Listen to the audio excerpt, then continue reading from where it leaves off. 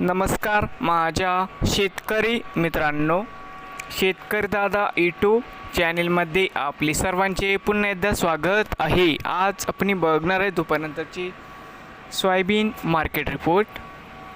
लातूर जिल्ह्यातील किसान मित्र शेतमाल खरेदी केंद्र लातूर येथील आजचे दुपारनंतरचे सोयाबीन मार्केट रिपोर्ट म्हणजे दिनांक 17 एप्रिल 2026। सर्व शेतकऱ्यांनी हा व्हिडिओ संपूर्णपणे बघा, कुठे स्किप करता। सोयाबीन दरामध्ये होत आहे चांगली वाढ। तर मित्रांनो, आजची चालू खरेदी सोयाबीन बाजारभाव। मित्रांनो, या ठिकाणी तुम्हाला सोयाबीनचे पेमेंट लगेच पाहिजे असेल, लातूरमध्ये आज सोयाबीनला